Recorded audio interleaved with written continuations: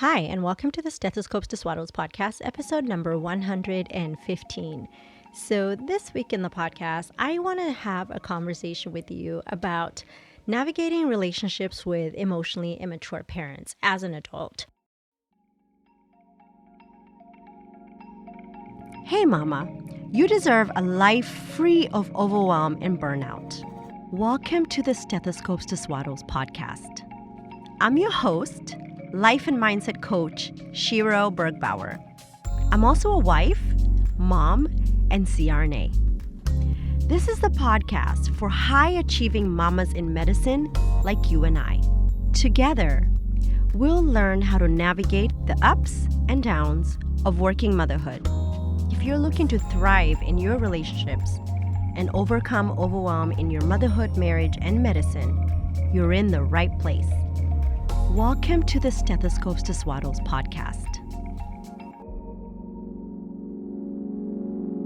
So, I've been thinking about this topic quite a bit recently, and I was trying to come up with a way to talk about this on the episode without, kind of not sharing much about my clients, but also kind of just like navigating this with you if this is something that you struggle with. So one of the things that I've been thinking about is the fact that for most of us as adults, right, we are trying to raise our children. We are trying to figure out adulting basically. And the only template we have is our parents. And we arrive at a stage in adulting where we start to see our parents as humans, as people who make mistakes, as people who are flawed. And I think it creates a little bit of cognitive dissonance because, as a child, you look up to your parents as the example, and you look up to your parents as faultless and blameless and don't do any wrong. And then you arrive at this stage where you realize, oh, here are 7 things that my parents could have done differently. And how do I reconcile that without criticizing the way they raised me or criticizing the way they are, or even like feeling like I'm deviating from that standard that they set?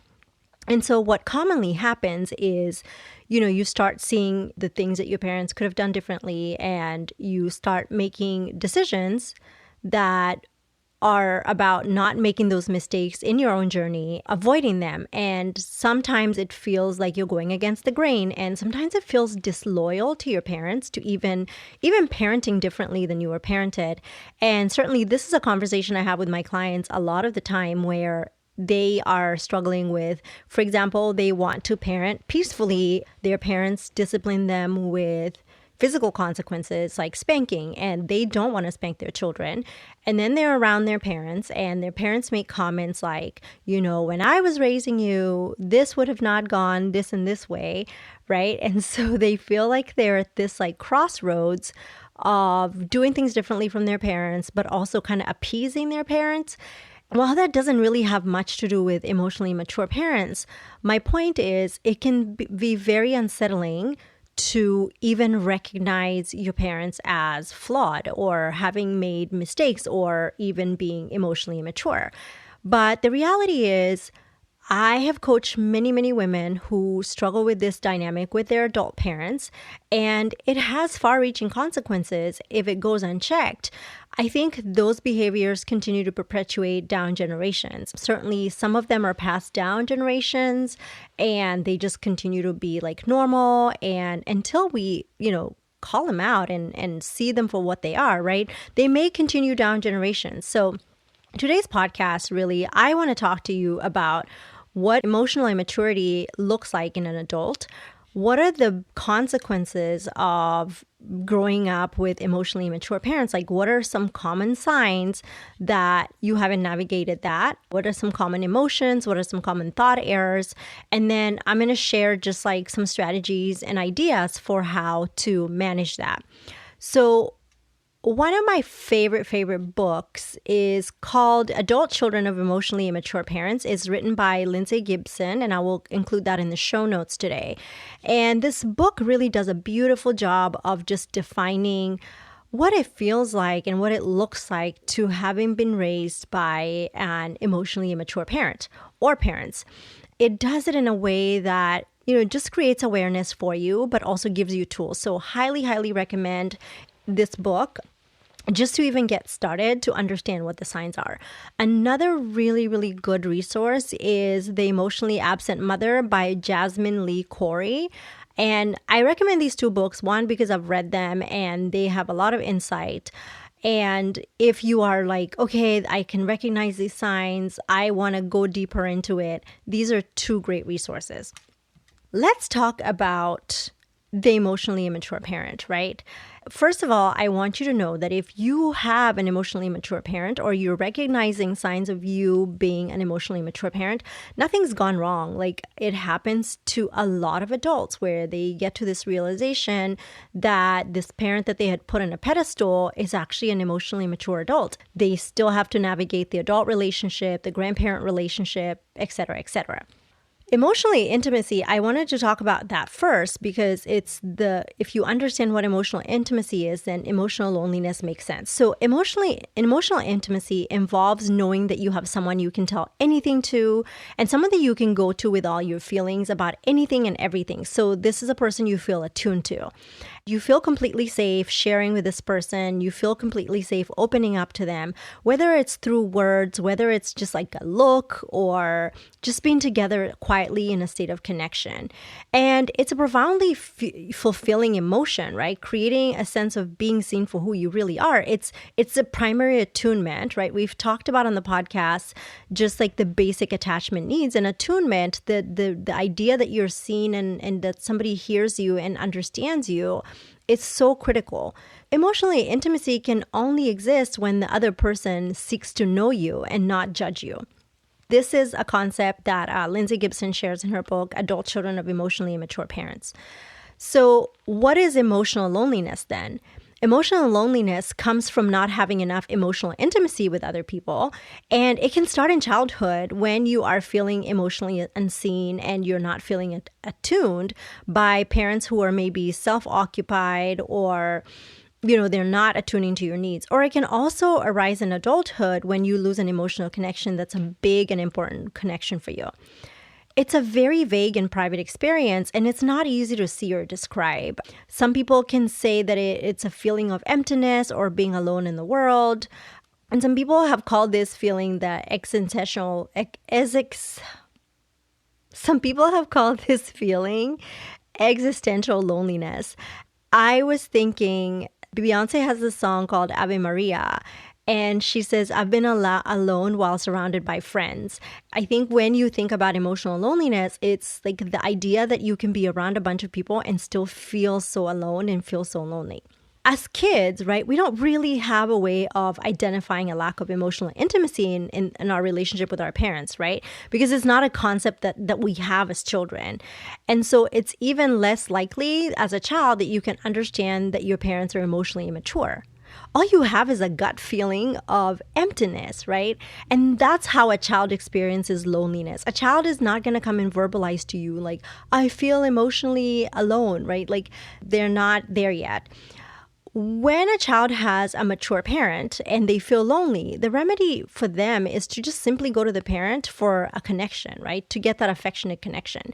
But if your parent was maybe not open to deeply feeling or being emotionally open, right? You could have been left with an uneasy sense of shame for needing them, for needing comforting. And in fact, one of the things that comes up with children of emotionally mature parent is this like thought error that they're too needy. Right? So they were left feeling shame because they had actual needs, which are basic needs for a child. When you grow up as a child of an emotionally immature parent, this core emptiness remains even if you do end up having a superficially normal adult life. When you go out in the world, that you might still be seeking this like connection with somebody because you still have that emotional loneliness. How do we even define emotional immaturity? And I kind of combed through some sources. Of course, this list is not exhaustive, but this could just be a parent who has struggled to provide emotional support or who reacts poorly to stress, is impulsive, or has any behaviors that typically characterize emotional immaturity. And I'm going to give you 10 kind of behaviors that are shared in Lindsay Gibson's book, and then I'm going to give you some other examples of common signs. So one is that they're rigid or single-minded. Two is that they have a low stress tolerance. Three, they do what feels best, not what is best, but what feels best. Four is that they're very subjective and they're not objective. Five, they don't respect differences. Six, they're egocentric. And seven, they're self-preoccupied and self-involved. Eight is that they're self-referential, but they're not self-reflective. Nine, they like to be the center of attention. 10 is that they promote role reversal, which means that the child is expected to parent them. And then 11 is that they have low empathy and they're emotionally insensitive. Now, they can have all these behaviors or some of them. What I also want to point out, I think like when you read this list, it just sounds so negative, right? What I want to illustrate here is that I don't believe that it's a moral failing for a parent who is emotionally immature. Sometimes it's from passed down trauma, right? Sometimes it's from their own trauma. Sometimes it's from their own lack of awareness. I don't think we're saying like, oh, they're a terrible human being because they're an emotionally immature parent. But one of the reasons I was driven to even create this podcast episode is one, that as a parent, we can see how these behaviors impact our children, and in the long term, when they become adults, how we showed up as parents impacts our children, right? And for those of us who have had the experience of being the adult child of an emotionally immature parent, seeing that and course correcting in a way that then doesn't pass that down to the next generation. So I want you to like listen to this episode from the lens of, if I recognize these behaviors in my parent, I love them and I appreciate them for what they've done, but I want the strategies to maybe navigate the relationship with them as an adult. If I'm recognizing these behaviors in myself, this is an opportunity for me to course correct so that my children can have better relationships with other people and with me as adults. So here are some common signs of emotionally immature parent. One, and some of them kind of will mix up with the list, but one is that they lack emotional responsiveness. So emotionally immature parents may have difficulty understanding and responding appropriately to their children's feelings. So they may either dismiss or belittle their children's emotions, especially uncomfortable emotions. They may just like push them off.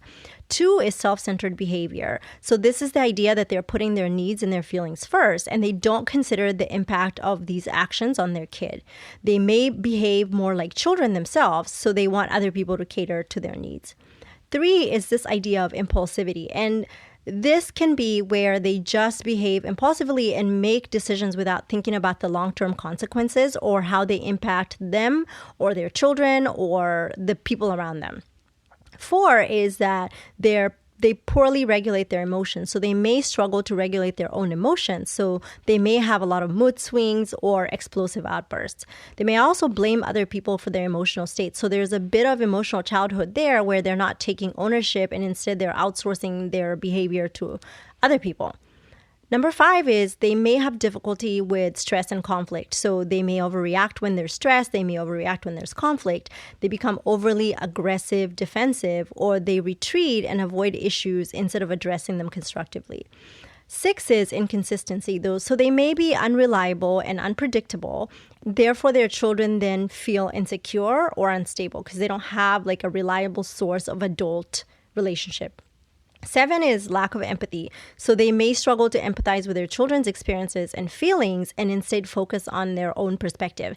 And this can even manifest as where they're showing sympathy, but then they don't actually show empathy. So they may make any situation about them. If you bring them a situation where you're struggling with something, the first thing they'll like try to change is like make it about them. And I too had this thing happen, instead of like just offering a listening ear. Eight is this idea that they are resistant to change. So emotionally immature parents are often very change averse and they prefer to stay in comfort zones even when it's detrimental to their relationship. So they may be very set in their ways and they may like self-sabotage in their friendships and romantic relationships, but they don't want to change, so they're okay with just being in the comfort zone. Number 9 is their inability to see their child as an independent person. So what usually happens is they struggle to see the child as a separate individual with their own thoughts, feelings, and needs. So they expect the child to conform to their desires or expectations instead.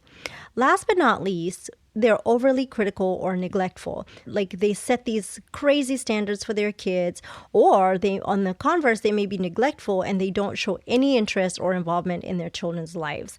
Now, it's important for me to say here, like we all have moments of emotional immaturity, right? But it's when these behaviors become pervasive and they start to damage relationship that then there are problems. So again, remember these behaviors can be the result of a person's own unmet emotional needs or unresolved issues. It may be the burden on them to seek professional help, to understand and have awareness of the problem. So what I want to kind of switch gears and talk about is, what are some of the emotions and belief biases, assumptions, and actions that adult children of emotionally mature parents possess? And why I want to share this is because I think that when I coach my clients who have these dynamics, I see kind of the same patterns. And I think that there's a lot of thought errors that come with being raised in this environment. And so we should at least have awareness of that and explore that so that we can come up with strategies to deal with it. Let's start with some of the emotions. I'm going to give you about 8 emotions. So number 1 is guilt. So many adult children of emotionally mature parents feel guilty that they want to live their own lives, that they want to set boundaries or express their own needs. So I have clients who will tell me, like, I want to set this boundary with my mom, but I feel terrible. I feel bad because I don't want her to think I'm abandoning her. And going back to that, like, parent-child relationship where the parent expects to be parented by their child, this is a very common emotion, right? As an adult child of an emotional immature parent, you may have been conditioned to put your parents' needs first before yours. So when you prioritize yourself, of course, guilt comes up, right? It might even be shame, but we'll talk about shame in just a little bit. Number 2 is anger and resentment. So there can be a lot of anger and resentment toward the parent, because when you become more aware of the role of a parent and you now start to realize, oh, they didn't provide the emotional support and nurturing that's required during childhood, that emotion can come up. It may also be suppressed anger because you feel a sense of obligation towards this person who didn't provide a need for you. Number 3 is shame. So there can be this deep-seated feeling of shame that you're flawed or unlovable, especially if your parent was dismissive, neglective, or critical of you.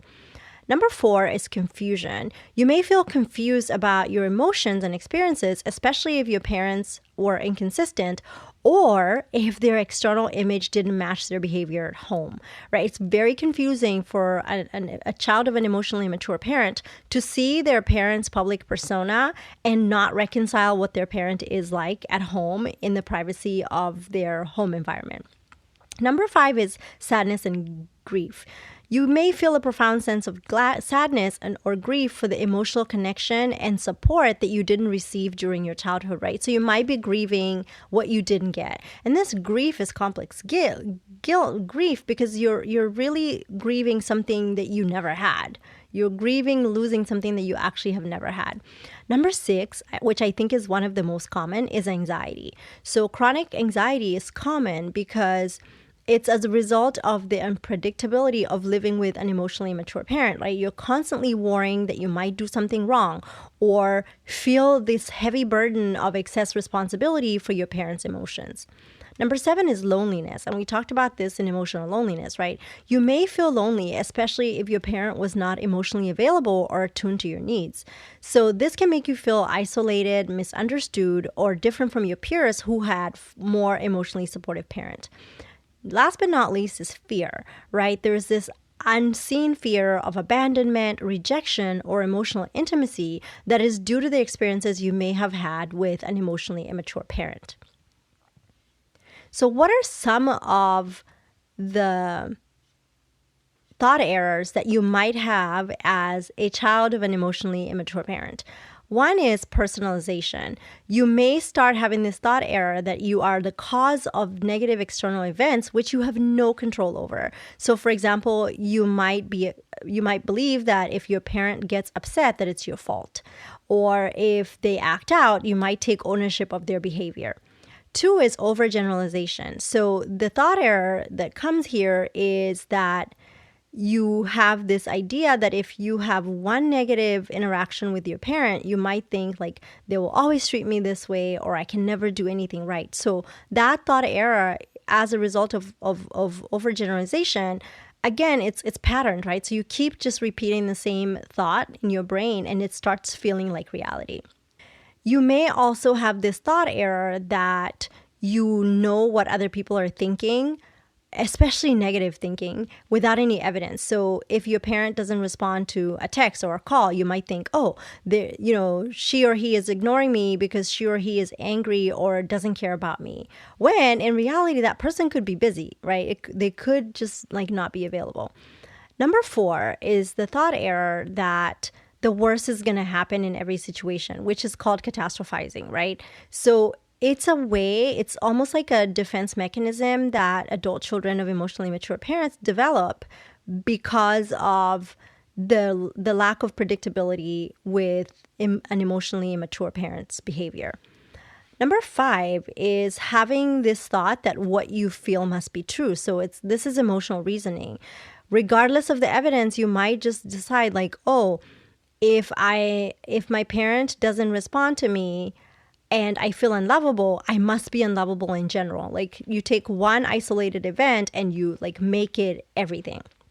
6 is polarized thinking, which is black and white thinking, which then you have this thought that like, for example, if I can't make my parent happy, I'm a failure, while you're not realizing that those two are not related. So you start to see things as only good or bad with no middle ground.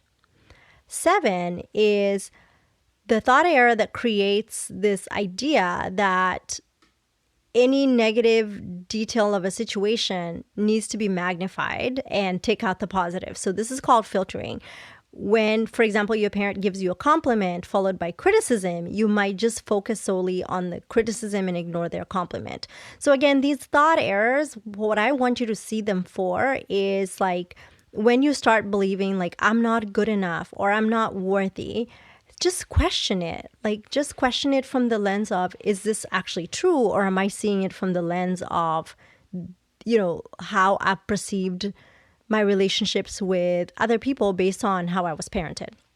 So I did want to share these thought errors because I think that they are, they can be sneaky and it's important that you recognize them. So last, I want to share some actions that you may have as an adult child of emotionally mature parents. And these are just like some actions to look out for and notice if they are negatively impacting your life, your relationships, and how you're showing up in the world around you. So number 1 is people pleasing. As a child of an emotionally immature parent, you might go to great lengths to please other people, often at the expense of your own needs and desires. And this comes from the conditioning and learned behavior that you have to manage your parents' emotions or meet their needs. So you go out in the world and you believe that it is your job to manage everybody's emotions and to manage everybody's needs. And this just puts you in a pattern of people pleasing. In fact, I was coaching somebody yesterday and we were talking about people pleasing. And one of the things about people pleasing is that you actually don't please anybody. You think you are, but you're not, right? And at the very least, you might please one person, but the person who doesn't get pleased is yourself.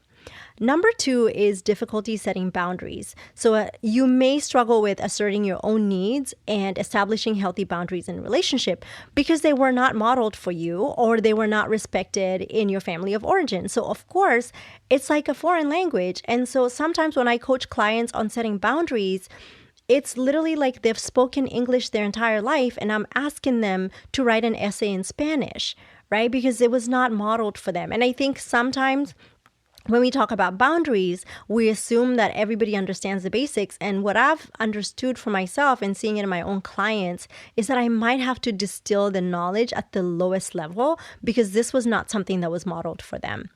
Number 3 is avoidance of conflict.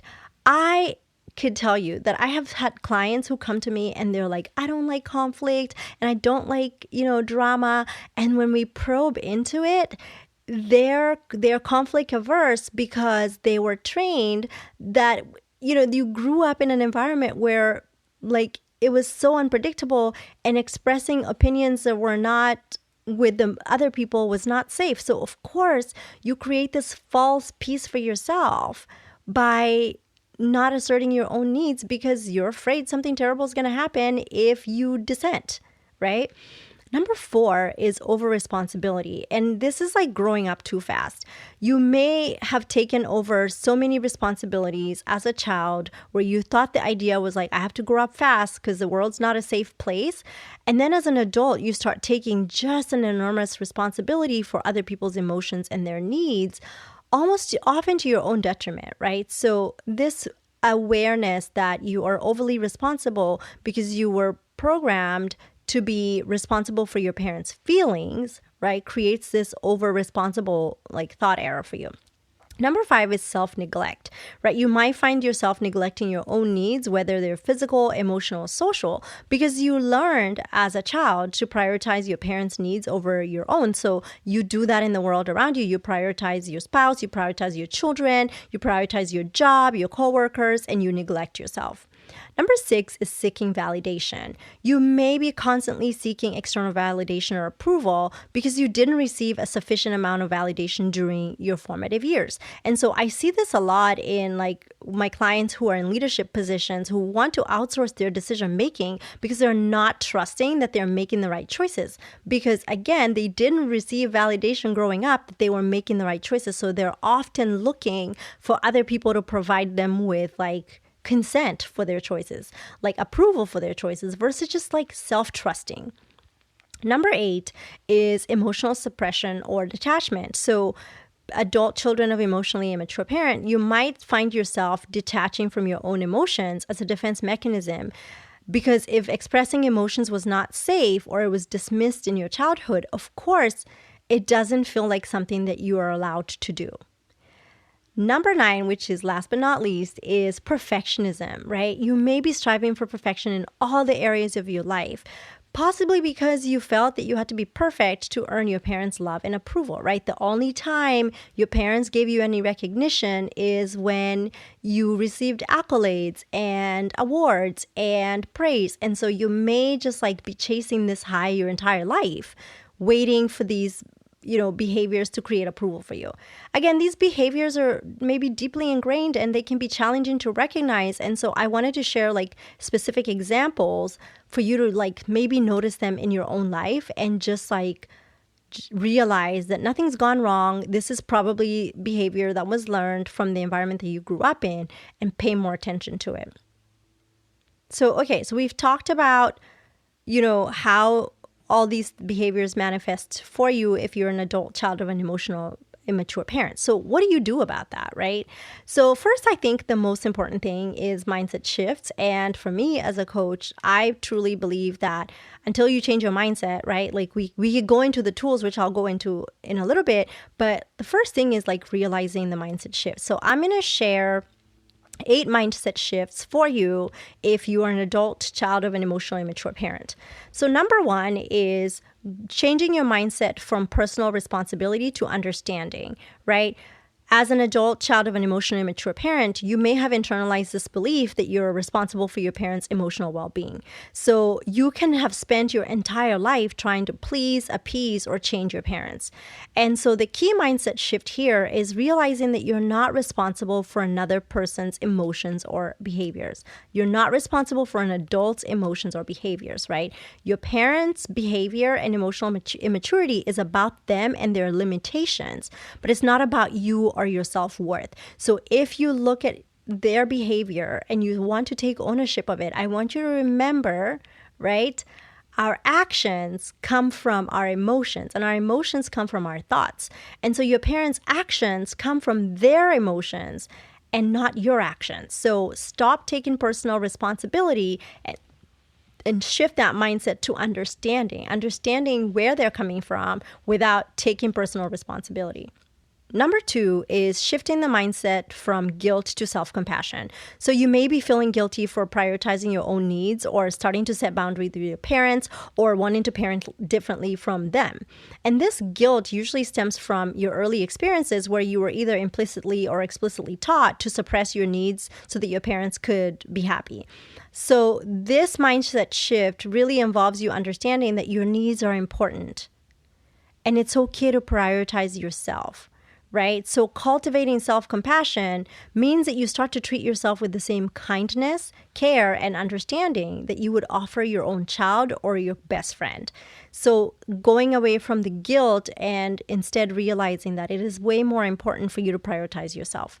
Number three is shifting the mindset from the need to approval and going into self-validation, right? You may have been seeking approval and validation from your parents only to feel repeatedly disappointed when they don't meet your emotional needs, right? So if you can shift this mindset, you start to recognize and celebrate your own worth first, independent of their validation.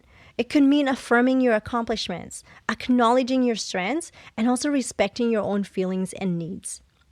Number four is shifting the mindset from fear to an empowerment mindset. So fear can come in very many forms, and it can be the fear of conflict, right? We talked about the conflict-averse child, adult child, right? The fear of rejection or the fear of emotional vulnerability.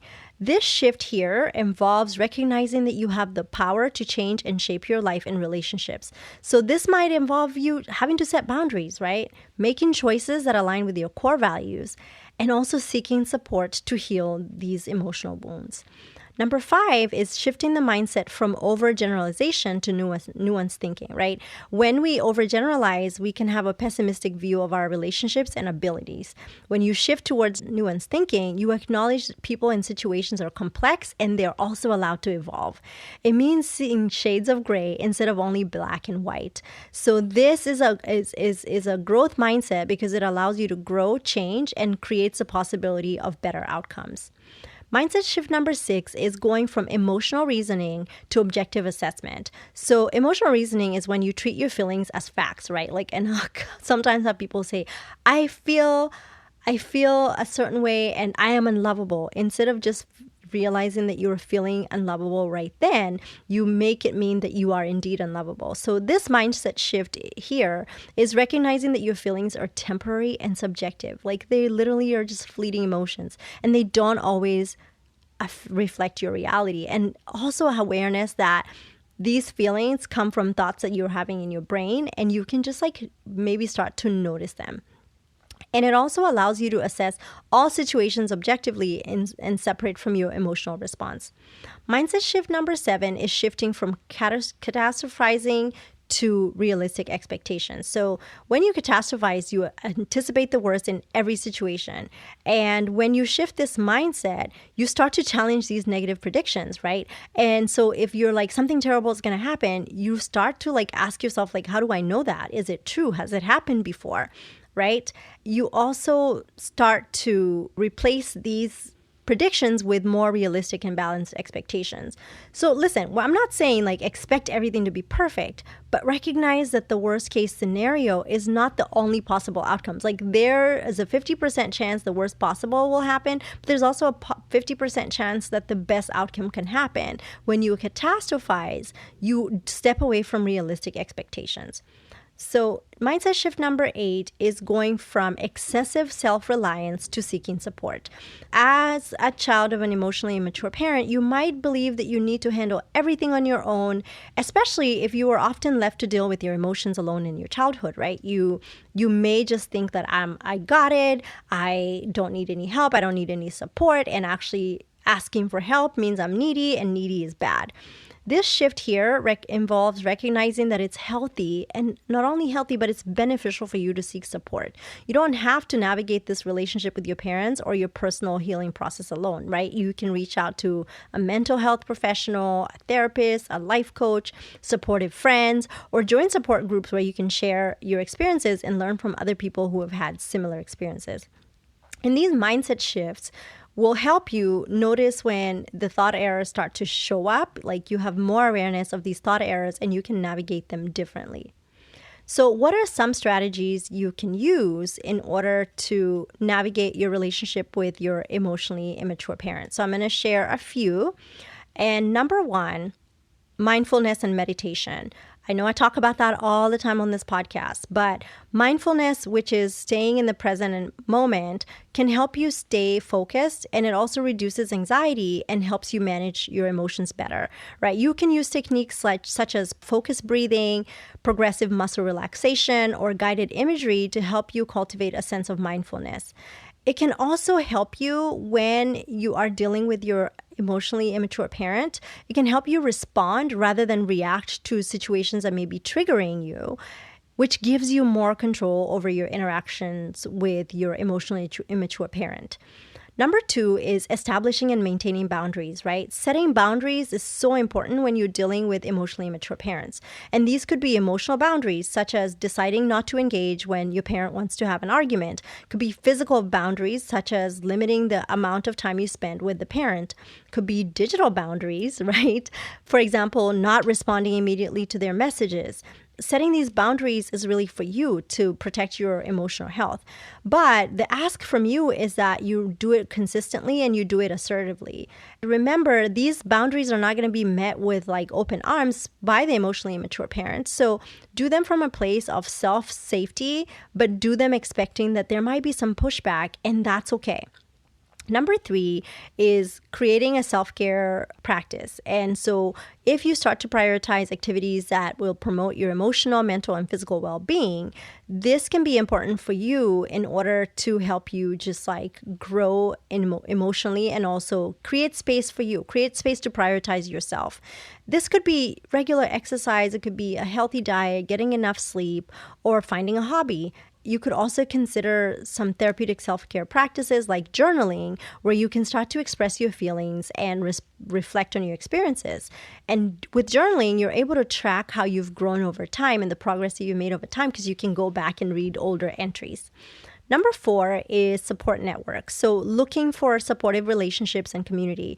It could be having friends that understand your situation, online support or in-person support groups. It could be a relationship with a coach or a therapist. And having this support network helps you kind of like be aware that you're not the only one, right? So it reduces the feelings of isolation, and it also provides a safe space to express your feelings, to share your experiences, and to learn new coping strategies. So one of the things that I love about coaching my one-on-one clients on this topic is because it does feel taboo to talk about having negative maybe thoughts about your own parent, right? And a lot of the time I'll be very open is the relationships that my clients struggle with is their relationship with their mother, right? So these kind of can get uncomfortable talking to maybe somebody who might know your mother personally, or even if it's a friend, right? Your friend might, again, we've talked about how immature parents have like a public persona and a private persona. So your friend might know the public persona and they might not reconcile what you're saying to them. So why I think coaching is so good in this situation is that it creates the ability for me to hold space for my client with empathy without them feeling like they're kind of at fault for even thinking these thoughts or not being like super excited about seeing their mom in a day or two. They can be open to me about that. So if this is something that you've kind of like battled in your head and you're like, I just wish I could deal with it and I don't want to tell a friend, certainly consider working with a life coach. Consider working with me, and I can help you through that just by helping you like notice the thought errors, helping you create the strategies and stay accountable with the strategies. When you feel like you're struggling with, saying certain things to your parent, and having that support of knowing, okay, my coach has my back, my coach is seeing my blind spots, and they can support me through this. Number 5 are emotional regulation techniques. So these are techniques that can help you manage and respond to intense emotions more effectively. So you can, for example, use the stop technique, which means stop, take a breath, observe, and proceed. So when you are in a situation with a parent and you feel triggered, this might be a good thing for you to just like remind yourself like, okay, I'm going to stop and take a breath, right? I'm going to observe what's happening before I proceed. Or you can also use the RAIN technique, which is recognize, allow, investigate, non-identification. So that means that you recognize what's happening, allow whatever emotion comes up, and then investigate the story, quote unquote, and don't identify with the person's behavior. And regularly practicing these techniques can help you with like your reactivity, and it can also help you have a more balanced emotional response towards the parent. Number 6 is assertive communication. So this really involves being able to express your thoughts and feelings openly and honestly while being respectful of their rights and feelings. Assertive communication can help you express your needs and set your boundaries with your emotionally immature parents. So it involves using I statements such as I feel angry when, or I feel frustrated when, instead of like you make me feel frustrated or you make me feel angry. So you express your needs directly and you stand your ground calmly and respectfully. Number 7 is seeking professional therapists, right? A mental professional, health professional can provide you a safe and non-judgmental space for you to explore your feelings, especially if they've created a lot of trauma for you. So being able to see that if it's super traumatic, you can go through cognitive behavior therapy or EMDR, which is eye movement desensitization and reprocessing. If you're not in like a state where it's, impacting your day-to-day life and you want to work with a coach, I also think that there's space for that. You just have to be aware of what your needs are. And personally, when I do consultations, I'm able to gauge whether my client needs a referral to therapy or they can work with me in coaching. Number 8, which kind of ties into coaching, is psychoeducation. So allowing yourself to learn more about emotional immaturity, how it impacts you, and the strategies for coping can empower you. This can be done, again, through having a life coach. It can be done through integrating some of the activities from the books that I shared. And, I have a caveat about books in terms of like, if you're going to read a book, then implement it. Otherwise, it's just information in your head. So one of the things that I have my clients do is I do ask them if they're struggling with this aspect of their relationship dynamics is to read Lindsay Gibson's book. But we work on that work together too. So I help them see the thought errors and we go deep in that, we identify it, right? And then we work together to build up that relationship. Number 9 is building resilience. So this is for you to develop the capacity to bounce back from adversity and to maintain well-being when you have challenges coming up. So some strategies involve, noticing your mindset, practicing self-compassion, seeking support, taking care of your physical health. The more resilience you develop, the more you can navigate those emotional challenges that come with having an emotionally immature parent. And remember, it's okay to ask for help. It's okay. Like, you don't have to navigate this alone. You don't have to feel like you're the only one in the world. I want to reiterate, you are not the only one. This is such a big issue amongst women, especially highly educated women. I think part of it comes with being in that generational space where, we were raised mostly by parents who were joining the workforce, and now we're comparing ourselves with them and we feel like we're falling short. And then here comes us thinking, oh, here's one thing they could have done differently, and feeling like we can't get the support that we need. And I'm here to tell you that you're not the only one that has an emotionally immature parent, but also the world doesn't stop because your parent is emotionally immature. You can have great relationships with proper boundaries, with proper limits in your relationship with your emotionally immature parent. And they may never get help for their emotional immaturity, but you would be able to navigate that relationship in a way that creates safety for you and also allows you to self-reflect. I just wanted to kind of summarize what we talked about today. So we went into what is emotional immaturity and the consequences that it has on us as adult children if we are raised by emotionally immature parent. We talked about some of the thought errors that adult children of emotionally immature parents have. We talked about some of the emotions that they experience, some of the behaviors that they have. And then I shared some strategies to navigate all of that, which first begins with mindset shifts. And then we talked about 9 strategies in which you can navigate that and overcome. And I think that these conversations will continue to be more supportive as far as being able to have them out in public.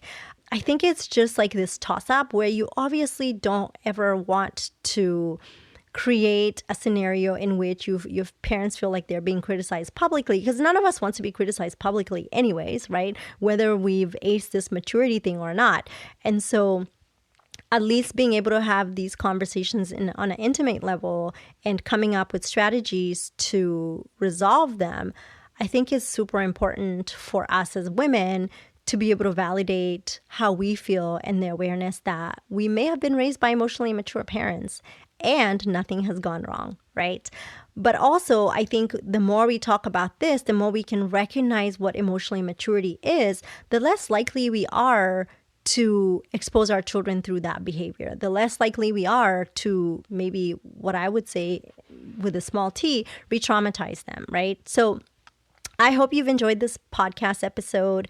I know I went into a lot of detail, but I really wanted it to be like exhaustive and super like educational for you to take away and use it for your own growth. If, again, you're somebody who is struggling with this dynamic, struggling with setting boundaries with these parents, you're struggling with, your own inadequacy and anxiety about this, I'd love to help you. Book a complimentary consult with me. Let's see if we're a good match to work together. And for the next 6 months, we'll spend a lot of time unpacking all these thought errors, working on them. You will come out on the other side as the hero in this story with a better dynamic, a better relationship with your emotionally immature parent. So that's all I have for you this week. I will talk to you next week.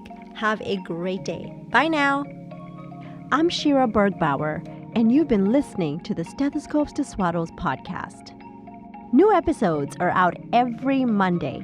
These episodes are created by me, Shira Bergbauer, and produced by Cassidy Mitchell. If you enjoyed this show or found it helpful, please rate it and review us on Apple Podcasts. If the concepts I share on this podcast resonate with you, or you're ready to change your relationships and mindset, I can help you. If you'd like in-depth, personalized support, I'd love to invite you to apply for my Life and Mindset coaching program. Just imagine you and I every week working together as I teach you the tools to up-level your life.